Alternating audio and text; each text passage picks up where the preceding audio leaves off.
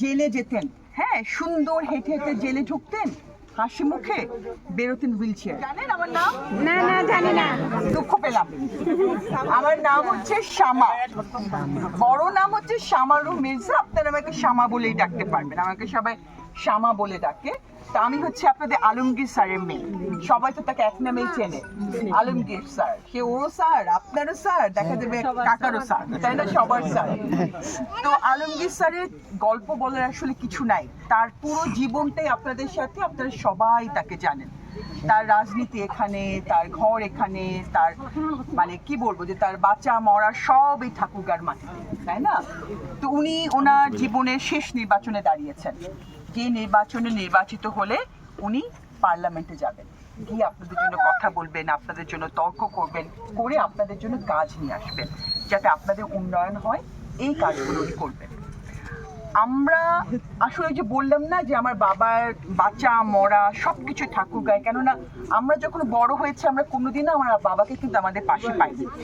এই নিয়ে ছোটবেলাতে দুঃখবোধ থাকে, দুঃখ থাকে, কষ্ট থাকে, কিন্তু আমরা যখন দেখেছি যে আপনারা তাকে এত ভালোবাসেন এবং তার জীবনের সমস্ত পাওয়া কিন্তু ঠাকুরগাঁ মানুষকে নিয়ে, তখন আমাদের খুব গর্ব হয়।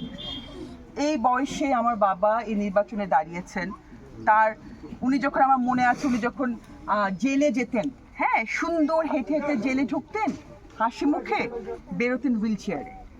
আপনারা বোঝেন এখানে আসলে নতুন করে বলার কিছু নাই, জেলে কিভাবে তাকে কি কষ্ট করতে হয়েছে, কিন্তু উনি তারপরও নিজের কষ্টের কথা বলেন। ওনার সব কষ্ট ছিল অন্য ছেলেপেলেদের, এই যে সমস্ত ছোট ছোট ছেলেরা মামলা খেয়েছে, জেলে গেছে, কষ্ট করেছে, সাধারণ মানুষ, এদের জন্য উনি কষ্ট পেয়েছেন।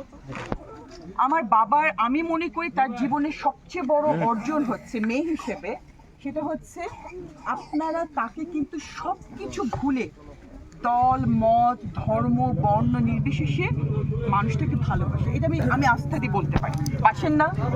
হ্যাঁ, কারণ এই মানুষটা তো আসলে চরিত্রে কোনো দাগ নাই, এবং উনি যেটা বিশ্বাস করেন সেটা উনি বলেন, বিশ্বাস করেন। উনি ঘরে যে মানুষটা, উনি কিন্তু আপনাদের সামনে ঠিক একই রকম।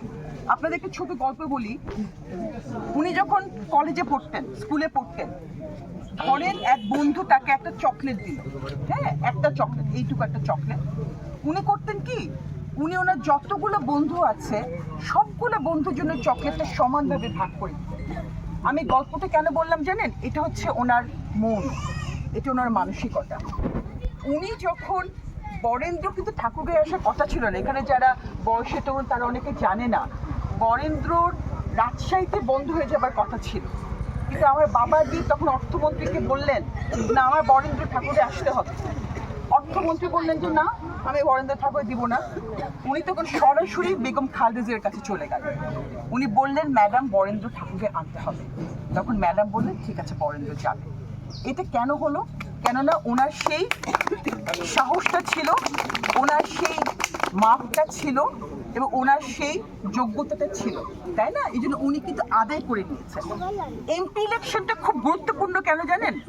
এটা কিন্তু লোকাল ইউনিয়ন ইলেকশনের মতো না।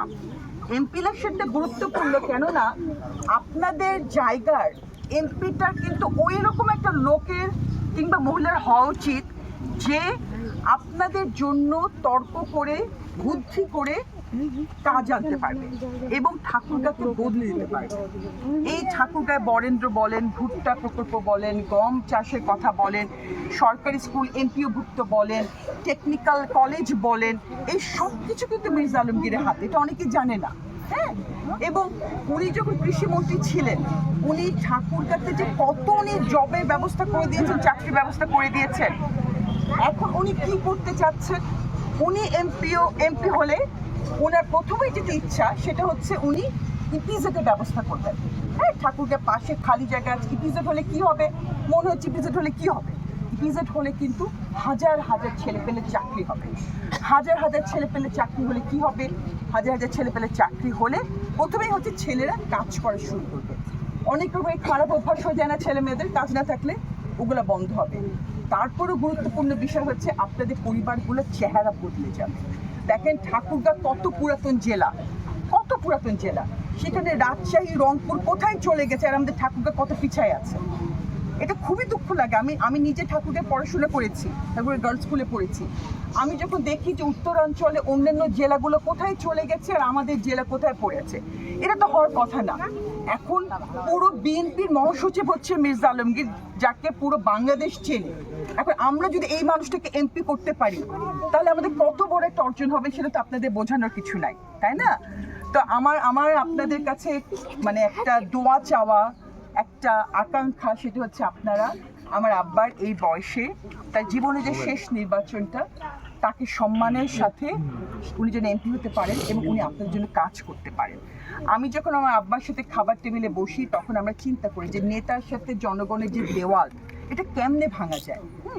এটা করতে করতে আমি একটা কিন্তু কাজ শুরু করেছি, এটা অনেকেই জানে, এখানে যারা ইয়াং ছেলেরা আছে তারা হয়তো বা জানে। আমি একটা ওয়েবসাইট তৈরি করেছি। ওই ওয়েবসাইটে আপনি ধরুন আপনার একটা ফোন আছে, হ্যাঁ, ওই ফোনে ওয়েবসাইটটা টাইপ করলে একটা ফর্ম চলে আসবে। ওখানে যদি আপনি বলেন যে আমার রুহিয়ার রাস্তাটা খারাপ, হ্যাঁ, ওটা সঙ্গে সঙ্গে সাবমিট করলে ওটা কিন্তু কোনো আর কারোর কাছে যাবে না। কার কাছে যাবে জানেন? আমার কাছে। আমার বাবার মেয়ে আমার কাছে আসবে, আমি সরাসরি আমার বাবাকে বলতে পারি, বাবা এটা হচ্ছে ব্যাপার। দেওয়ালটা ভেঙে গেল না? গেল তো। আপনাকে আর অন্য কারোর কাছে কিন্তু যেতে হচ্ছে না। হ্যাঁ, আপনি সরাসরি কিন্তু মির্জা আলমগীরের কানে কথাটা পৌঁছে দিলেন। এইরকম একটা মানুষ আপনাদের দরকার, যিনি আপনাদের অবস্থার সত্যিকার ভাবে বদলাতে পারবে। এই যে আমাদের যে মেয়েরা আছে এখানে, এদের ভবিষ্যৎ খুবই গুরুত্বপূর্ণ। আমাদের 12 তারিখের নির্বাচন কিন্তু খুবই খুবই একটা গুরুত্বপূর্ণ। আমি আপনাকে বোঝাতে পারবো না কতটা গুরুত্বপূর্ণ। এটা আমাদের মেয়েদের জন্য গুরুত্বপূর্ণ। আমাদের মেয়েরা যেন নিরাপদে থাকে, তাদের পড়াশোনা ঠিক মতো করে করতে পারে, আপনারা যাতে সবাই শান্তিতে থাকতে পারেন, নিরাপদে থাকতে পারেন, এই সব কিছু কিন্তু নির্ভর করছে এই নির্বাচনে আপনি কোন মানুষটাকে কোন মার্কে ভোট দিচ্ছেন। আপনারা আমার কথা বুঝতে পারছেন তো? হ্যাঁ, তো আপনারা আপনাদের 12 তারিখে সবার হাসি মুখে দেখা হবে না আমার? হ্যাঁ, আমি কি আপনাদের কাছ থেকে সাহসটা নিয়ে আমার বাবাকে গিয়ে বলতে পারবো, বাবা আমি সকলের অনেক ধন্যবাদ। আমি আবার আসবো, আমি আছি, ঠাকুরগাতে ইলেকশন পর্যন্ত আছি, আমি আসবো এবং আপনাদের সাথে আমি আবার কথা বলবো। হ্যাঁ, ভালো থেকে।